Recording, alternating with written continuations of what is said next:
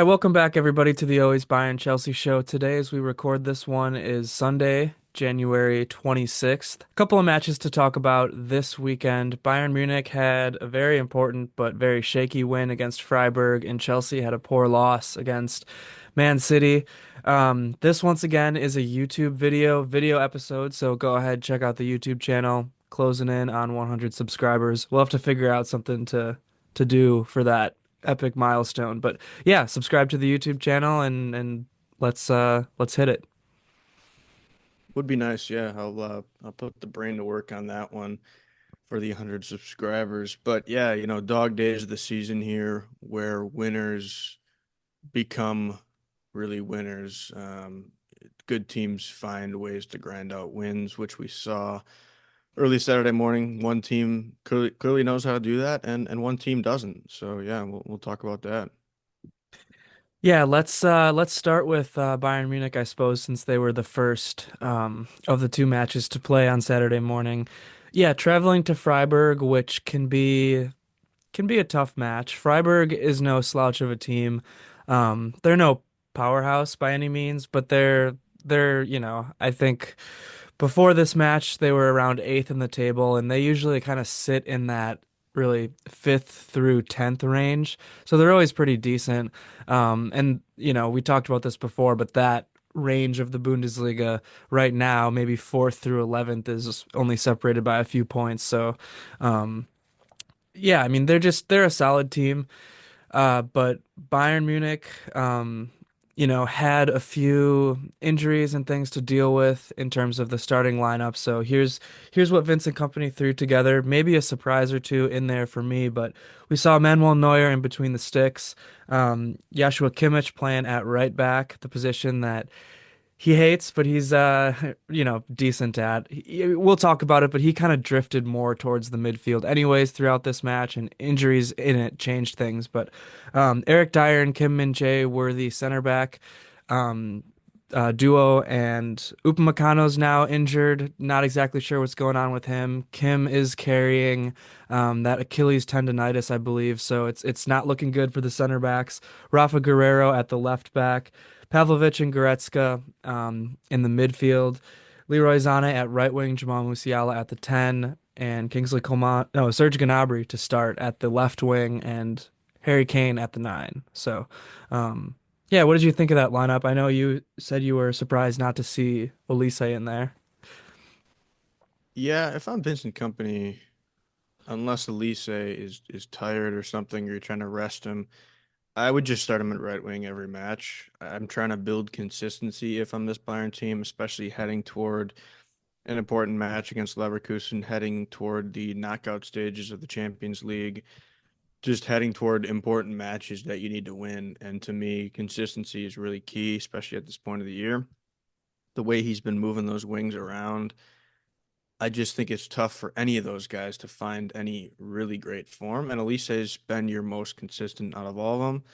So that's kind of my reasoning there for being surprised at that. And then in terms of Kimmich, I'm fine with putting him at right back because if you want to get your best players on the pitch, your guys that are in form right now, to me, that includes Goretzka and Kimmich certainly. And then if you have injuries on that back line and want to play Pavlovic instead of some other guys that wouldn't be as good, yeah, throw Kimmich in there. If he doesn't like it, I don't know. He's great at right back and in midfield. So to me, that makes your best team when you have your best guys out there. Yeah, I agree. And I thought Kimmich once again in this match was solid. A little bit rusty maybe at the right back spot. He did, as I mentioned, drift more centrally and kind of played as a midfielder throughout the match. And he plays right back for the German national team, so he's obviously not a slouch at it, played it at different points in his career.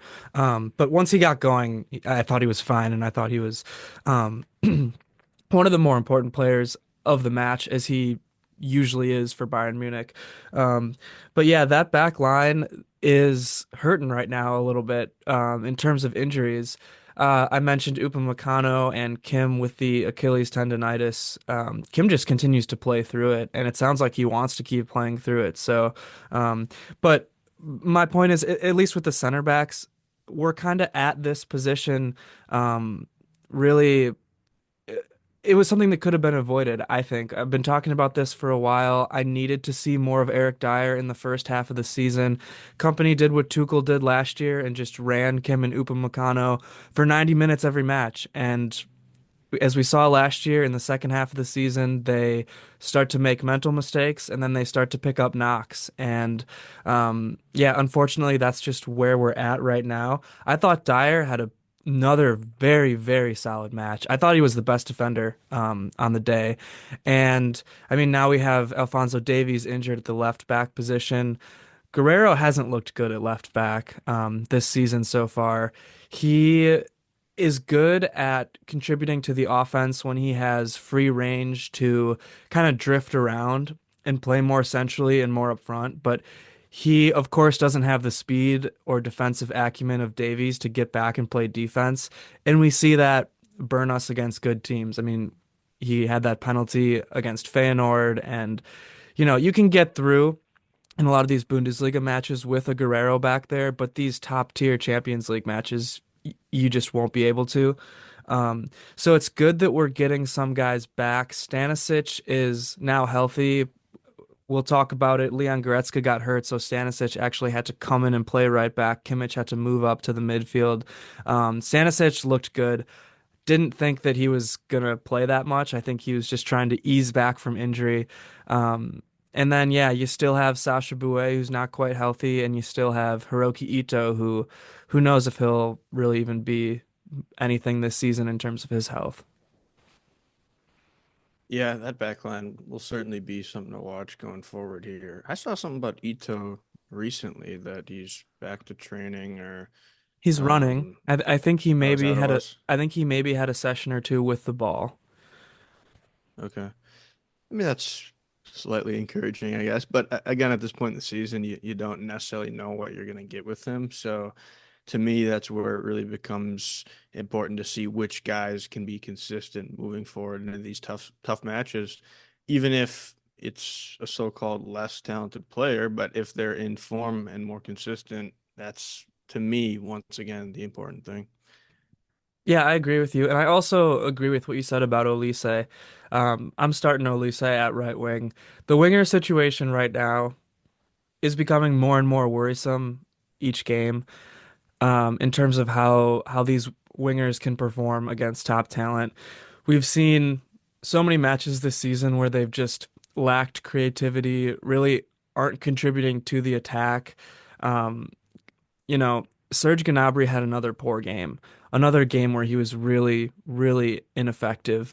Zane didn't do much this game either. I thought Zane looked a little bit better than Gnabry and Coman, but Coman had one of those games again where he comes in and just he can burn a defender, he can dribble past someone left and right, but after that, nothing's gonna happen. He's gonna sky across or just miss a shot, and it's unfortunate because I really like Gnabry and Coman as like leaders in the locker room and as people, I think. And I also like certain aspects of their game and what they can contribute, but it just looks like their time at Bayern Munich has run its course. And it's really sad to say that because they've been important players in the history, I guess, of Bayern Munich, but you need a refresh at that position. Honestly, if it comes to it, there are times where I wouldn't even mind pulling Musiala out to a left wing spot and maybe playing like a Muller at the 10. I mean, he is not somebody who I'd play 90 minutes every game, but Muller, when he came in for this one, I mean, he looked better and more creative than some of these wingers just for the 7 minutes or whatever that he was in. So there's some serious questions I think at this point to be asked about that winger position, but really maybe the biggest question is where is Tell? Because I'm putting Tell in over Coman at this point. I'm putting Tell in over Gnabry. So it's just disappointing that we haven't seen him at all in the last, 3 games, I want to say. It's weird. It's for sure weird. Fabrizio's tweeting about it every time that he has 0 minutes. Man, just give him to me, honestly, because I'll take him and I'll give him minutes at Chelsea. It's super weird to me. Yeah, I don't know. Company will certainly have to answer that. I'm surprised. I don't know if they ask him about it in press conferences, but I'd love to hear what he has to say for his reasoning. Yeah, I mean, every time he talks about him, he insists that he's still in the team's plans and that they communicate regularly and the generic answers, I guess you'd expect him to say. I get the only thing I can think of, I don't really know how good Tell is defensively. Like Coman and Gnabry and Zane are so good at tracking back and like allowing that Guerrero or Davies or whoever's playing left back to kind of have free reign at times and like float inwards and float up because you know Coman and Gnabry and even Zane when he's at the left wing are going to be there for that cover to track back, and especially when you play such a high line that's really needed. um and obviously Tell works better in those half spaces that kind of Musiala Davies operate in and not so much out wide like Bayern's wingers play, but those aren't reasons to not use him, in my opinion, especially when Coman and Gnabry are playing the way that they are right now. Yeah, and that's interesting. Maybe company even sees him more as a striker too. And obviously they got a guy that showed his strength at that position in Harry Kane. So it could be just tough for Tell to get those minutes behind better players. Yeah, so I guess speaking of Kane, 15th minute of this match, Harry Kane opened things up with such an important goal for so many reasons. One, it was, I think I read this. It doesn't seem like this could be true, but maybe look it up if you don't believe me, I guess. I read that this was the first English to English connection ever in the Bundesliga with Eric Dier. I don't know why the hell Dier was in this position in the first place, but Dier and Kane actually said that too in his post-game interview. He laughed and was like, "Why was Eric all the way up there?" But Dier was so far up and was under pressure and played a beautiful pass under pressure to Kane. And Kane really hurry Harry Kaned it. You know, I got my Kane jersey on for this moment, but spun around the defender in a movement that, again, Kane to me, I've said this before, the most athletic, unathletic guy I think I've ever seen because he does this athletic move that I don't know he how he had it in him, but he spun around the defender and um, just blasted a banger of a shot. I mean, yeah, 121 kilometers per hour. They clocked it at 76 miles per hour. So, um, really an important goal for the team because, again, you don't want to get into the slump of the attack isn't producing early on um, against a team that's going to sit back and wait to counter. So Kane breaks things open right away. Also, an important goal for Kane because all the chatter over the last while was this misleading headline of Kane hasn't scored in an open goal in 2 months. Okay. Bayern had a break for about a month. He was injured for a ton of games in that period.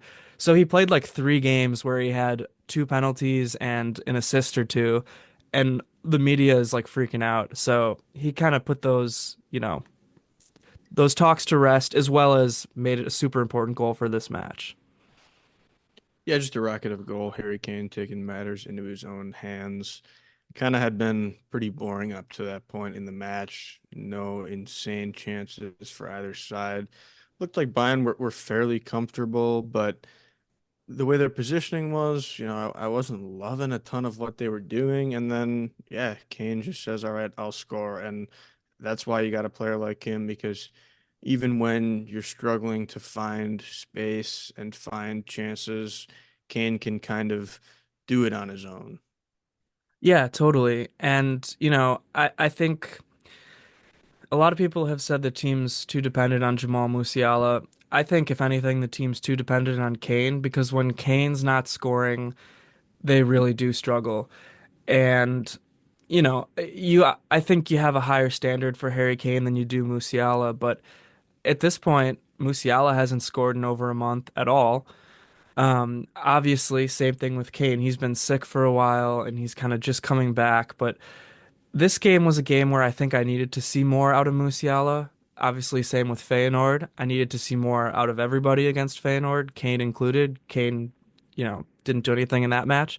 So I don't know. I think with Musiala, it's like if he's going to become a player who's paid as much as Kane in that echelon that he wants, and if he wants to be the first player on Bayern with a release clause, which you could argue he deserves. I mean, that's a point of contention maybe, but you could argue it. He's gonna have to have higher standards as well. So I don't know if that's a little off the topic diatribe, but just something that I've kind of been spinning around, kicking around in my head a little bit. Yeah, every team's we've talked about gonna have players they rely on more than others. It's just the reality of how a team works. It's almost impossible to have a team where every player is the exact same level. Um, and even then, you'd still have guys that probably score more than others or provide more than others. So, um, yeah, they rely on Kane and Musiala, I think, a lot because they're great players. Yeah, and I mean that's just how it is. You know, you mentioned Bayern's positioning in this match. That is something I wanted to talk about as well because, yeah, rest of the first half, you mentioned it. Bayern seemed relatively comfortable. I thought they had a very solid first half. I thought they looked, pretty good. Only got that one goal. Um, and Goretzka ended up getting hurt in the 40th minute or so, and like I said, got taken out. Um, and we saw Stanisic come in earlier than he expected. I want to reiterate, I think Stanisic did a nice job, especially for coming back and having to play more than you're expecting to. First match back from a lengthy injury. Um, he didn't knock my socks off, but he looked solid. Stanisic moves to right back. Kimmich moves to midfield. Goretzka, his injury doesn't sound like it's that bad. Um, he'll be out for this Champions League match. Maybe he'll be out for Kiel over the weekend, but I don't think it's going to be too much longer than that. Although, update on the Davies injury, the initial reports were wrong. Davies actually tore a muscle in his hamstring. It wasn't just a strain like they reported. So Davies is going to be out for longer now. It's sounding like 4 to 6 weeks. We'll see about that. That's a big blow for Bayern.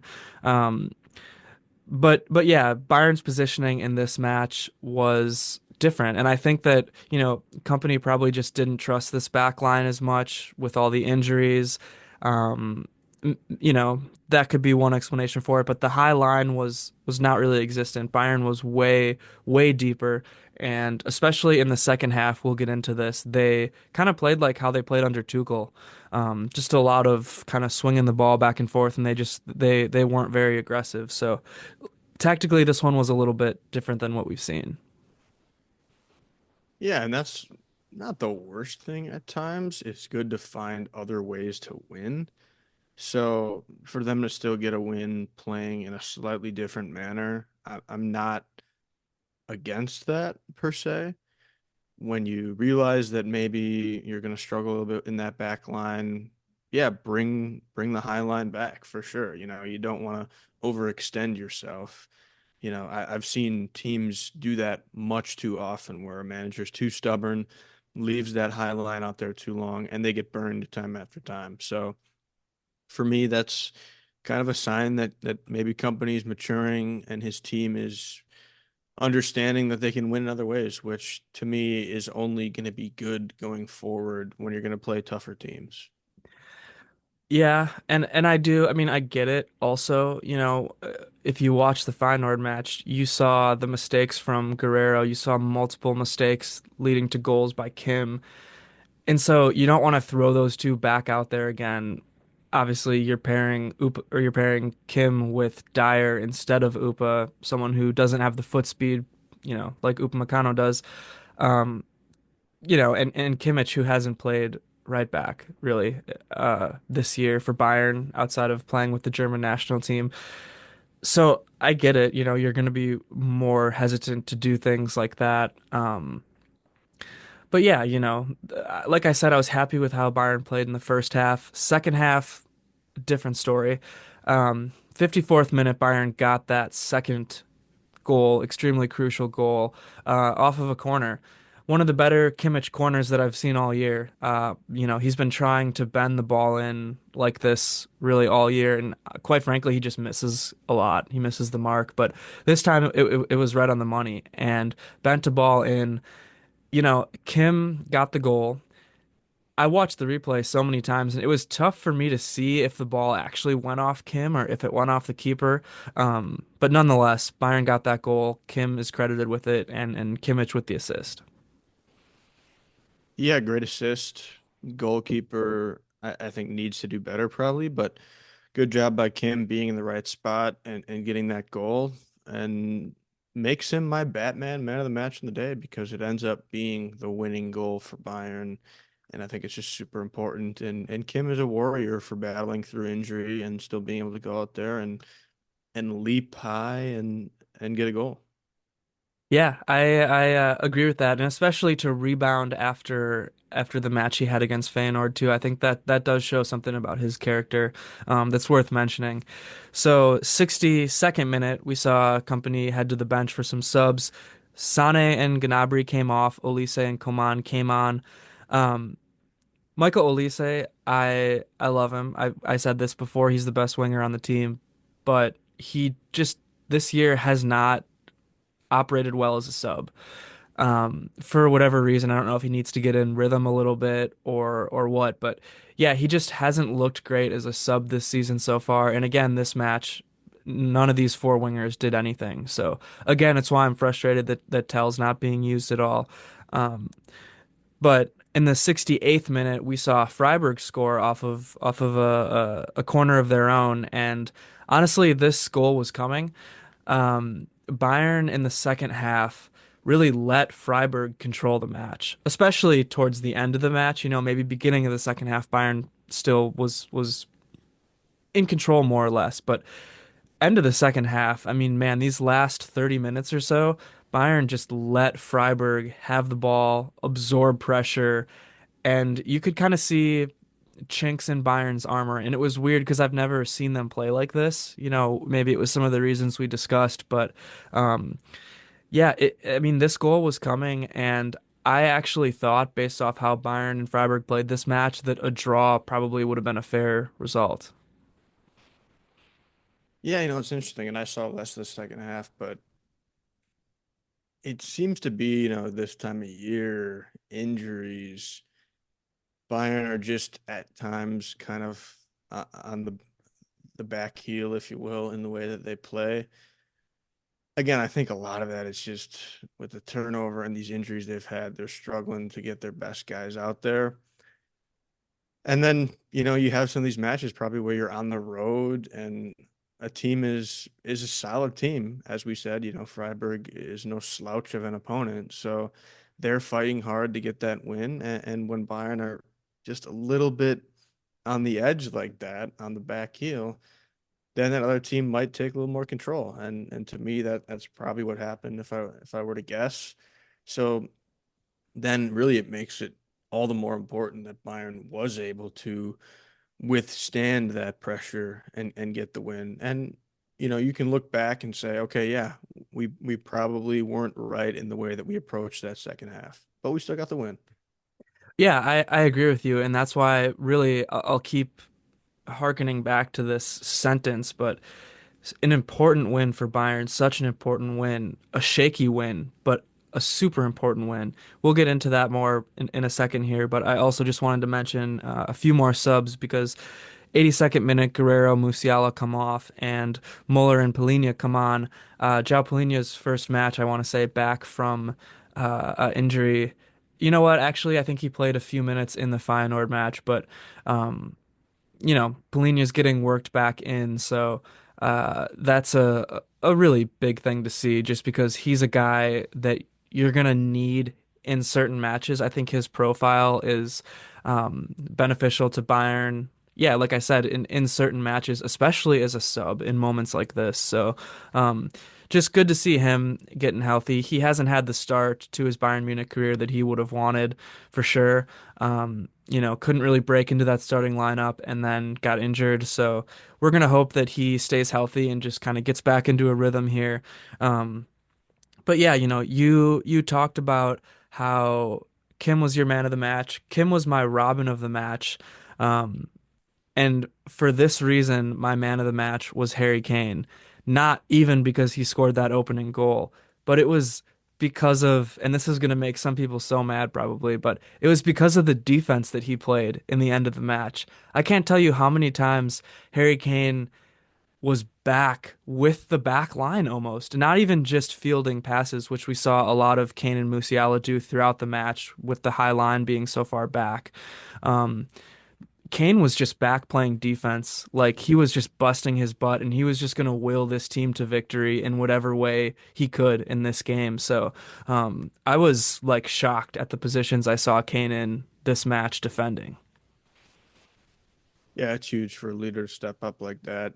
Kane is a leader, a captain, might not be captain of this particular Bayern squad, but let's be honest, he probably is pretty much a captain for them. And awesome to see a guy do that in his position. You know, he would certainly get a pass if he doesn't put as much effort in defensively off the ball, but he does, and I think that shows everybody else that they need to as well. So that's always huge, and credit to him for that. Yeah, I agree. The only other match awards or guys to shout out I had written down here, I had Dyer as the defender. I thought Dyer was just rock solid all day long. He provided that assist, and he once again showed me, well, he showed me something that I already knew, but I hope he showed company that he can be counted on to play minutes in some of these matches. I would love to see him paired with Upamecano because I actually think Dyer's profile and Upamecano's profile fit a little bit better together. So I'd like to see that a little bit more to give Kim rest as well for his Achilles tendonitis.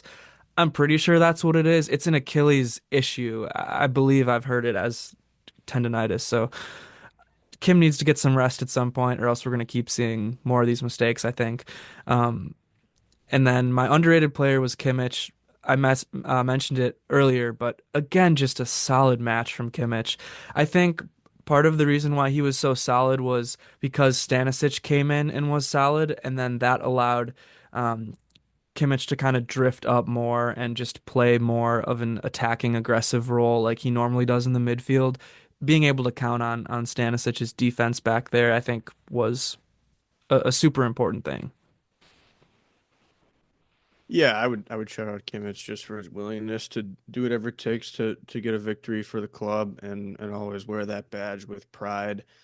We'll see what happens with his future here. If anything happens soon, but he's just a guy that you can rely on to play any position. I think if you threw him in at striker, he'd make great runs, and he's short, would still give it his all to be the best player he can be. Yeah, I mean, he again is somebody who I actually would love to see rested as well, because this guy plays 90 minutes every match, and I'm sure, based off the type of guy that I know Kimmich is, I'm sure he's in every single coach's ear saying, "You better not bench me." You know, I'm playing every minute of this match, and I think eventually some coach needs to have a little bit of courage and give the man a rest because I don't want to see him get worn out either. Um, but yeah, Bayern now has their final group stage Champions League or stage, whatever it's called, Champions League match this Wednesday against Slovan Bratislava, I think is how it's pronounced. But a team that they should crush, a team that they need to crush, I think, not just in terms of the table, but in terms of confidence. I need to see a big win here. I think we're going to see a big win here. The team isn't going to be healthy, but I don't think that should matter. So an important match coming up. And then I believe after that it's Kiel in the Bundesliga over the next weekend. So another important match to have, and most importantly, I just want to say Leverkusen drew Leipzig this weekend, so Bayern is now up to a 6 point lead, which is massive because we've seen the chinks in their armor and we've seen that they are beatable. So getting a little bit more of a cushion in the Bundesliga is so massive. Yeah, I think that is massive. Agreed. That 6 point cushion could be the difference. A lot of time to go, a lot of matches to be played, but I think we might be looking back at that and saying that that was a difference maker. In terms of the UCL, just kind of looking at the standings here, technically possible for Bayern to get into that top eight, but they'll just need some help pretty much from teams to either draw or lose. Atalanta and Leverkusen, who are sitting at 14 and 13 in the 7 and 8 spots, they'd probably need to draw and lose for sure, Yeah, as well Atalanta as plays somebody good. I want to say Barcelona, but I'm not 100%. I just know that they play somebody solid. yeah, they play Barcelona. Leverkusen plays a team that they'll crush. Yeah, is it You got like Milan at Prada or 15 who something? play Dinamo. Yeah, it is Sparta. Yeah. Yeah, so looks like yeah, Milan. Atletico plays RB Salzburg away, so that could potentially happen. But then you'd also need like even Monaco and Feyenoord and Lille and Brest to all draw or lose essentially too. So asking a lot, but it could happen. Either way, I'm not too concerned because Bayern, if they get this win, would certainly be in the top half of the bottom half, meaning that they'd get, I assume that means you'd get like a home match, right? In It that kind of pre-knockout. it does. I don't exactly know how the draw works though, because the table is so messed up this year. And looking at that, like you said, Bayern fans might be complaining about how they're doing, but as you mentioned, Real Madrid are down there, PSG, City. So it's not like they're the only big team that haven't done incredible. Yeah, it's weird with the new format this year. It certainly provides a level of excitement, I think, for maybe a neutral um, that wasn't there before. A few too many matches for my liking with the injuries that Bayern has, but um, yeah, it's going to be cool, I think, to see what happens. And I've maintained from the beginning of the year, really, I don't think this is Bayern Munich's year in Europe. But I think these are all very good learning matches for Vincent Kompany, and if Bayern fans and Bayern, leadership can understand that or really come to grips with the fact that, if you want to keep Vincent Kompany around for long term, you're going to need some moments of learning and you know, I also think you're going to need some new players at some point here, but it's interesting and it's going to be fun to watch nonetheless. Definitely agree. Crazy things can happen. With that, let's jump over to Chelsea. You want to kick us off? Yeah, Chelsea had a kind of mid-morning, lunchtime-ish match against Manchester City away in Manchester at the Etihad Stadium, and this one went about as poor as it could go for Chelsea, and there's not a lot I want to say about this match in particular, except talking about the things I'm worried about for Chelsea going forward and that they displayed in this match because we've seen now over the last 7 Premier League matches that Chelsea appear to be a team battling for relegation as opposed to battling for the top four spots. Yeah, I mean, ended up being a 3-1 loss there, and I mean, we talked about this over text yesterday, but I'm really disappointed with how Chelsea played in that second half. There's blame to be put everywhere, there's blame to be put on players for sure, almost every player, maybe barring a few. But there's, in my opinion, certainly blame to be put on Enzo Maresca as well, just for the lackluster effort, really. And we talk about pushing the right buttons. The last, I don't know how many matches he hasn't been pushing the right buttons. Um, Starting lineup I thought was fine. I uh, I get using Sancho against City, although I guess now that they don't have Kyle Walker, maybe you do want someone with like a speed demon like Neto. City's going through a bunch of changes as well. Obviously, the new center back, he had some mistakes in the beginning, leading to Chelsea's early goal. Um, but after that, Chelsea looked like they were just playing for the draw. And against City, that's never going to work. I don't care how, up and down City's form has been this year. Um, but, it's weak in my opinion. It sends a weak message to the team. The way that Enzo sent out, the squad in the second half and, something's got to change. Yeah, I mean to briefly touch touch on the beginning of the match. It's the same story we've seen over those last 7 matches. You start off pressing really, really well, and the boys are fired up. Clearly, it's an away match, and you put under pressure this new young center back who looks like he wants to get as far from the stadium as possible because he makes two massive early mistakes. Almost got a red. I mean, that yellow was pretty intense, that tackle he had. Tries to head it to the keeper. Chelsea get an early goal, should add a second goal, maybe even a third. And that's the same story. You get that early goal, don't get a second or third because you're missing chances. And then you say, all right, we did enough. Let's stop playing. And I'm going to use this to talk about just the mentality of the team in general because here's what I'm seeing. I'm seeing a shit mentality. It's terrible. The way that they play, you're scared of a team that, sure, has dominated the last 10 years, but hasn't been up to form this year at all, has shown that they're very vulnerable, yet you're going to respect them. To me, that's terrible to begin with. Secondly, you're the youngest team in the Premier League. Why aren't you playing like it? Young guys should be having more fun, should be playing reckless at times. I'm okay if you make mistakes because you're a reckless young team. I'm completely fine with that as long as if you do it too often, you correct it. But they're not showing that at all. That's how they played in the beginning of the year. They were scoring goals for fun against teams. It was awesome, exciting, exhilarating. Now it's like they're playing as if they're scared and old and conservative, and it's really weird to me. That goes back to the players not having elite mentality. Certainly goes back to the manager and Enzo Maresca not showing his players how to have that mentality.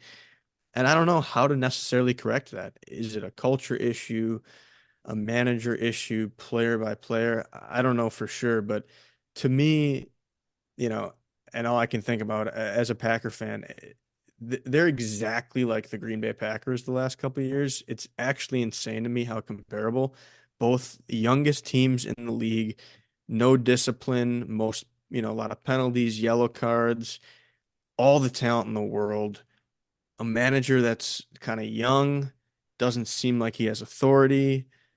It's so similar. And it seems like these teams should be playing with more fun and energy, and they're not. It's just so weird to me.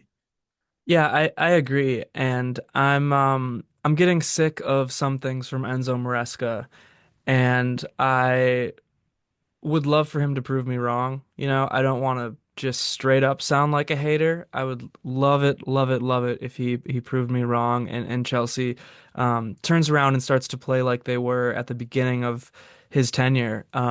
But I'm sick of how he talks to the media.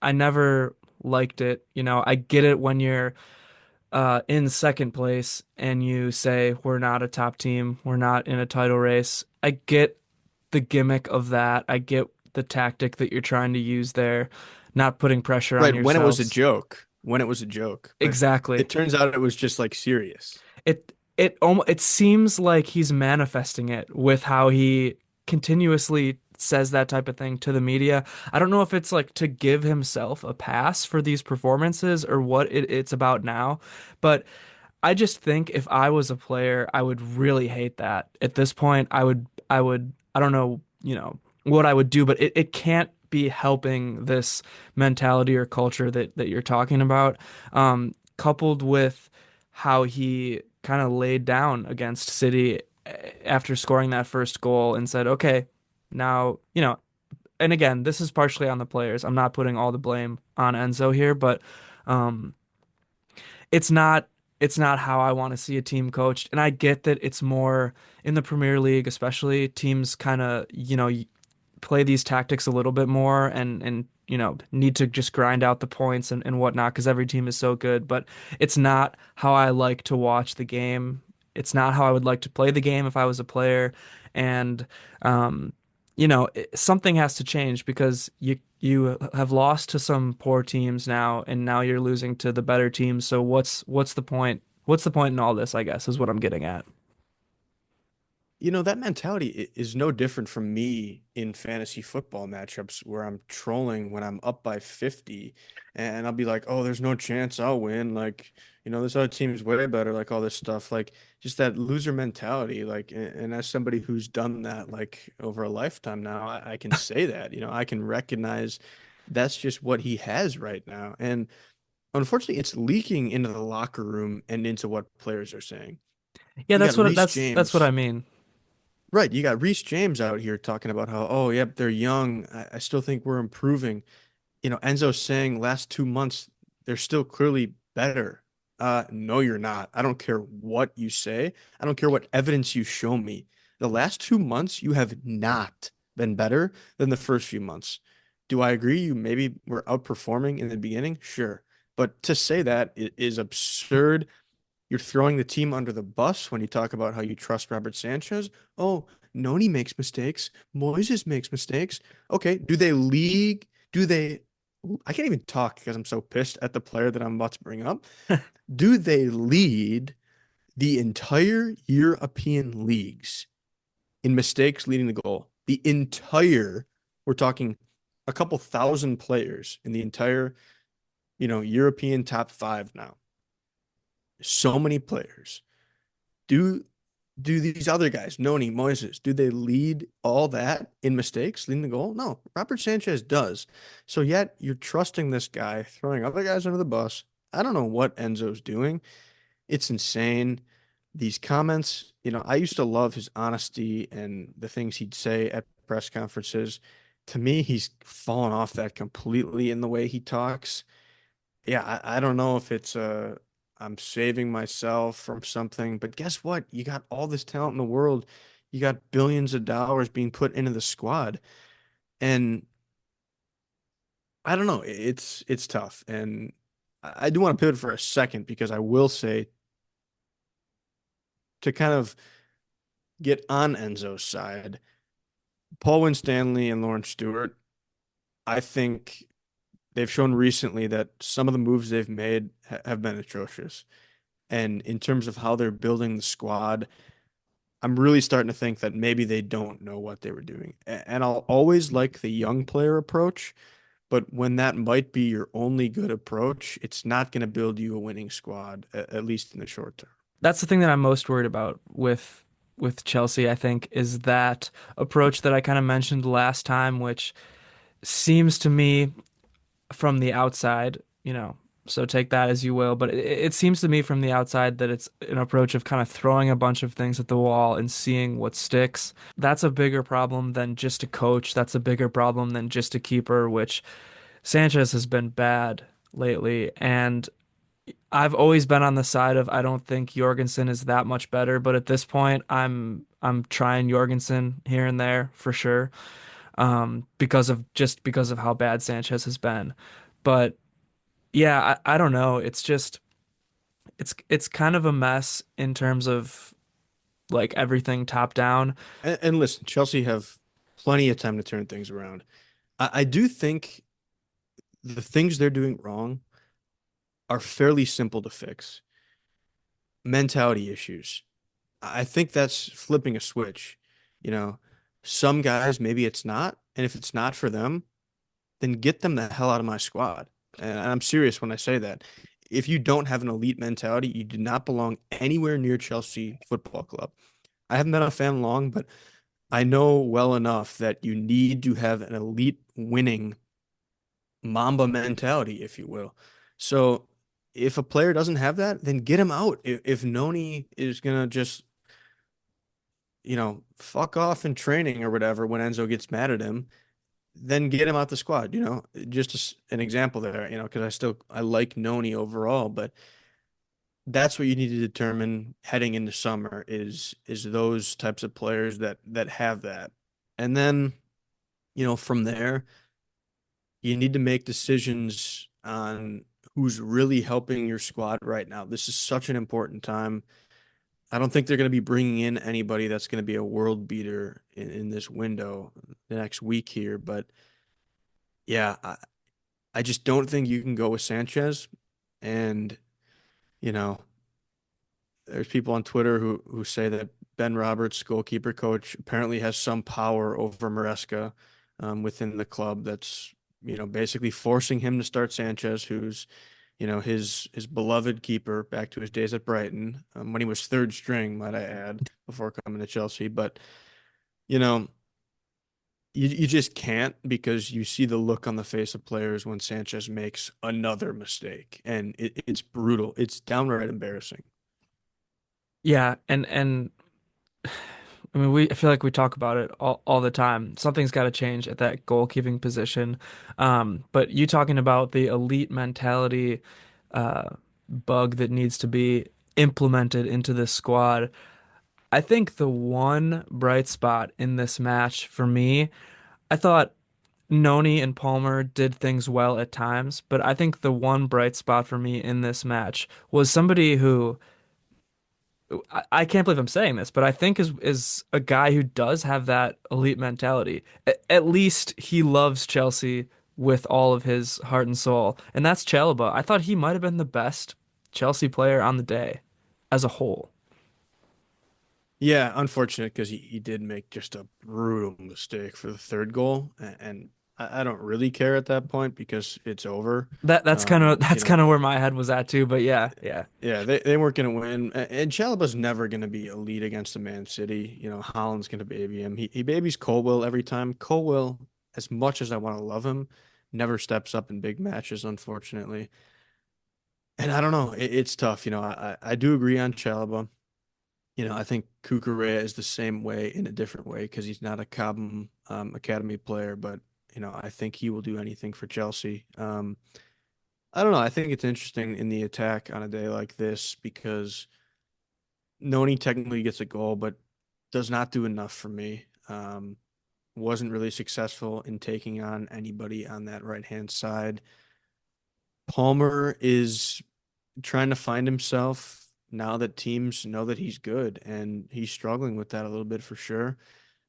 Jackson is making so many good runs again, pressing so well at times, but man, is he frustrating to watch. And what sucks, and what we discussed, is you have to pull him because Enzo needs to send him a message that he needs to be better and finish his chances. The problem is you don't have anybody to replace him. I'd love to use Guiu because he can press and work his tail off, but he's too young and he's not good enough for the Premier League yet. And you can't replace him with Cristo as they did because the match was over at that point. Cristo can't press, can't really do anything that a striker can do. I'll be honest. And Cuckoo does nothing for me as a number nine. Absolutely nothing. Basically, like having 10 players out there. I think, yeah, I mean, maybe that's a little bit harsh, but I do agree with you overall in terms of if you're gonna play Cristo, you have to change like, your, maybe not your formation, but you have to change your style because he's not going to lead the press in a way that Jackson does. Or Guiu might, but I also agree with you about Guiu. I mean, I'm not playing Guiu against City, so maybe I change up my formation a little bit. Maybe I think about using Palmer as like a false nine and trying to play Felix or something as well, or Nkunku. But yeah, I mean, something has to change there. Jackson, these last few matches, this one in particular, has missed too many chances for him to, in my opinion, for me to consider him the striker that you are going to have if you're going to win the Premier League. He's good enough to, get you right there, but you need somebody who's going to be so clinical and so lethal if you actually want to top the Premier League, like so consistent week in and week out. Yeah, because the problem with Nkunku, like let's say you have the lineup of Sancho, Nkunku, Palmer, and Madueke. Palmer's the best presser out of those, and he doesn't have the ability because of his physical tools. It's because he's smart. So like those front four, like you have zero pressing, and I don't know. There's just so much going on with this team right now. So many vulnerabilities. It's going to be tough. I said in my reaction, I'm really worried about getting Europe. I'm worried our best chance, our only hope, will be winning the Conference League, which somehow I'm even not that confident in that. If we win the Conference League, we're in Europa League, and that'll be, fine. But to me, I need Champions League because, I saw somebody tweet this yesterday, and unfortunately, I agree. And the tweet said, today was the first day that I was worried about Palmer leaving. And that really hit me hard, I'll be honest. And it's something I had been thinking. I texted it to you, Palmer doesn't deserve this right now. And I know he's only been here this is his second year, but they need to show that they can be a team that really does a lot of winning. And even looking ahead to next year, as I'm kind of rambling here, but it's not like you're getting more experience too, because you're going to bring in more young guys that are supposed to be your stars, your Estevos, your Kendry Paezes, your Anselminos, Mike Penders at goalkeeper. So I don't know. It's such a key point right now in this project. Um, it's such a key point. I really do think you need to finish the year strong, or there'll be another discussion about how worrisome it really is. Yeah, if I'm Chelsea and assuming that England gets 5 spots, I need Champions League, I think, at this point. Because of how well you started the season, in part, but also just because of the club that Chelsea is. If you get those 5 spots, I'm gonna need Champions League. Yes, Europa League would be a step up, sort of, because I mean they finished sixth last year, but United got that spot with the whatever was it the FA Cup or whatever they Yeah. won to ensure them, up into the Europa League. But um, yeah, I I think that Chelsea needs one, maybe two, but I would say probably one because I think you got Reece James, one or two more leaders, like in terms of veteran leaders, because I think guys like Palmer, are leaders in a lot of ways, but I think you need another Reece James, somebody, with who's maybe more involved in the attack to be that leader. I know you have Enzo Fernandez, who's the captain, but um, it's kind of against Chelsea's ethos of getting these young, awesome talents, but their attack is so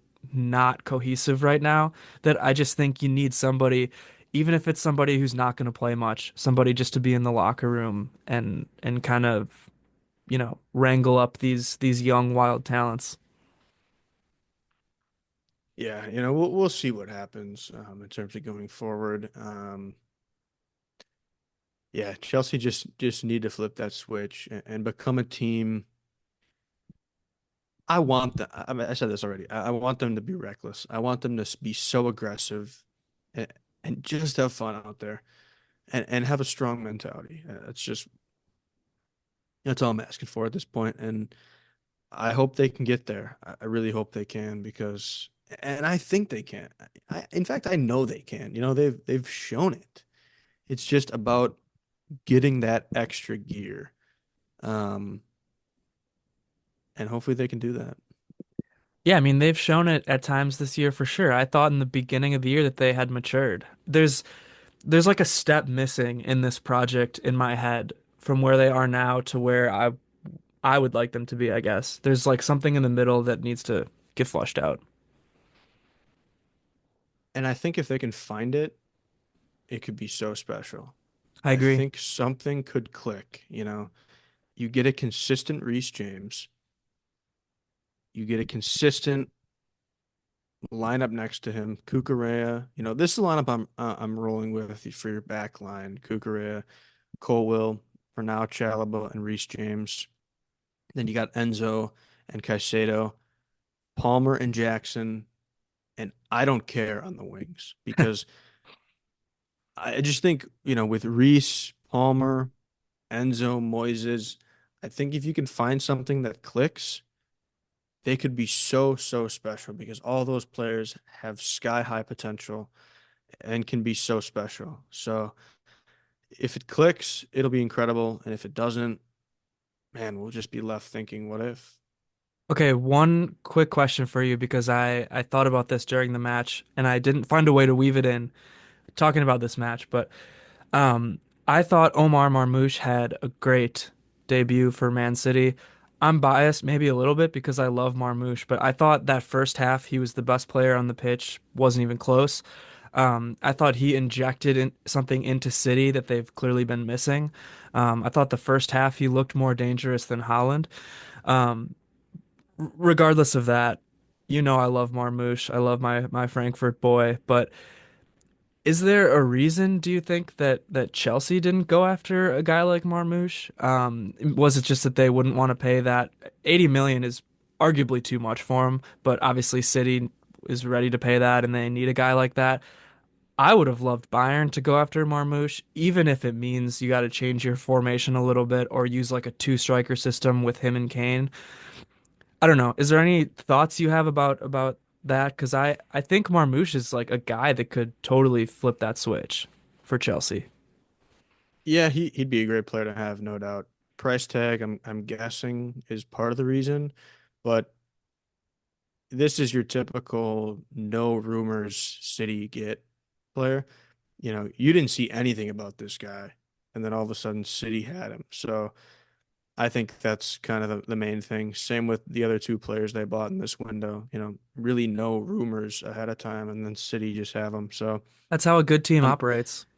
yeah, you know, and that happens for Chelsea at times with certain players. You know, they usually say when there's quiet, that's when you know that something's probably going to happen. But yeah, I did think he was the most dangerous player in that first half. I thought Holland did absolutely nothing until Robert Sanchez said, "Here's a gift for you on a Saturday morning." Yep. And then after that, he absolutely dominated, bodied, and embarrassed the back line of Chelsea. I mean, Holland, the way he can just body people is special. So I'll give him that for the second half. He was really good. Um, Ended up being the best player probably on the day because of how well he played in the second half. But yeah, agree with your points on Marmoush for sure. Yeah, I mean that's kind of all I wanted to bring up, I guess, and all I wanted to say. I guess the next Chelsea match will be against the Hammers on Monday, right, in the Premier League. Not tomorrow Yeah, Monday, but the following yeah, Monday. we gotta wait a while, which sucks. Back at the bridge against West Ham right now, losing to Aston Villa 1-0. I just ask Chelsea to consider their fans. It's not just a blip anymore, and I really am getting concerned. Yeah, that's all I gotta say. There's like breaking news right now. It's not official, but there's reports that Jonas Erbig is heading to Bayern Munich to be Manuel Neuer's understudy. A nice a nice young keeper from Köln, who I think has big potential from what I hear. But so you know, a good move I think if that's gonna happen. Not really a lot to say on it right now. I don't really trust Peretz or Nubel with what I've seen from them, so I guess I like the move. Yeah, definitely interesting, and I don't think it's ever a bad thing to collect young players. You know, as I even said about Chelsea, I get it. I think it's important. So good for Bayern. Yeah, well, I guess with that, I'll send us off and we'll hope for some big wins coming up here this week and over the weekend and Monday for Chelsea. As always, Mia San Mia. Up the Chelsea.